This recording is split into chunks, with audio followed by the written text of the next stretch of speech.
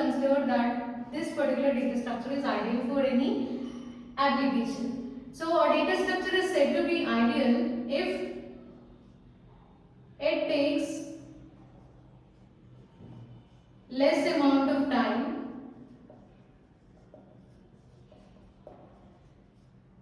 for performing operations,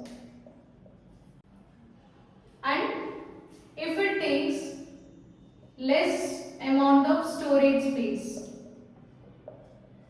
So based on these two factors or these two terms, we can say that the ideal data structure is a ideal data structure. Okay, this is what we discussed in our previous lecture, that is factors. So what is the first factor? Speed. Speed is nothing but the amount if the data structure takes less amount of time in order to perform an operation. If its speed is very high, then in that case we can consider that data structure is suitable for an application. So based on the type of application, we need to select the data structures. Okay, we can't choose the same data structure for every application. So based on this time, based on the speed, we'll find out. And second factor is space, storage or disk space. So if the data structure takes less amount of storage space. Okay, so if the application or if any data is stored in less storage space, then that is even considered as a ideal data structure. So which is the second factor we discussed in our previous lecture. So now we'll consider how can we say this. So let us now, as of now, let us just focus on time complexity rather than space complexity. Okay, time complexity is nothing but time taken to execute an operation in a given amount of time.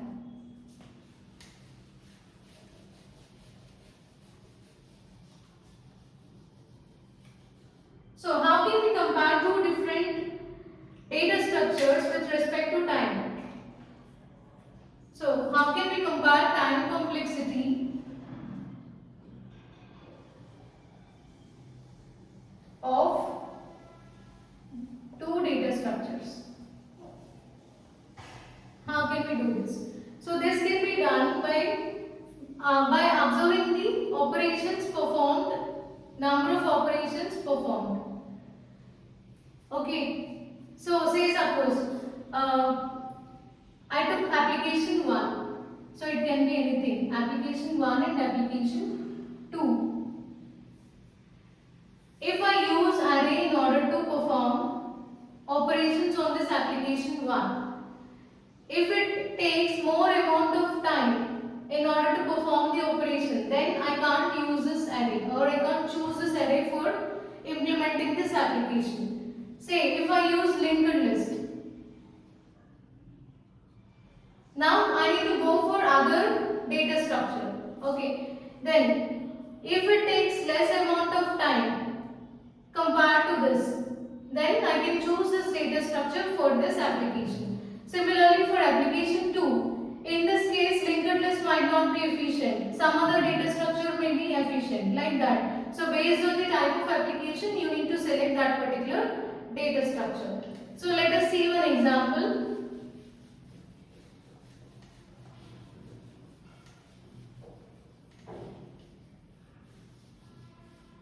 Suppose there are 100 elements.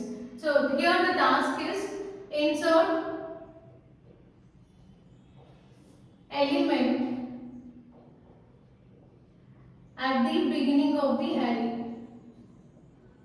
or at the beginning, insert element at the beginning, and already there are 50 elements. Okay, so if this task is implemented with array, for example, how can we implement this?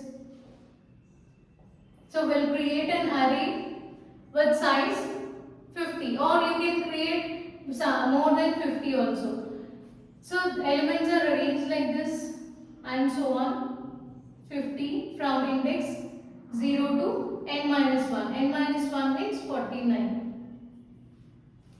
Assume that we have one more space left after that. Now I want to insert element at the beginning of the array. Beginning means this position, right? But this position is already filled with some other element. So how to insert now? So you need to make this position vacant. Then only you can insert it. So what can we do? You need to perform right shift operation. Okay. So after performing right shift operation, how the array looks like? So now 1 is shifted to second place, 2 third place, 3 and so on. This last place contains 50. Now this position is free. So you can insert new element 51 here. Okay. So this is how you can insert element at the beginning of the array. So here if you observe, we are performing more number of operations, more number of right shift operations. So how many? So from 1, 2, 3 and so on until 50. So if there are 5 elements, then it takes 5 units of time. If you have more number of elements, then you need to perform more number of operations. So this array is not considered to be the efficient one. Now let us try the same task with linked list. So how linked list works? So for every data element you need to create node. Right? So every new node contains two fields. One is data field and second one is the address field or next field. Okay, data and address or next fields. So here we have elements from 1 to 50. So insert the elements here.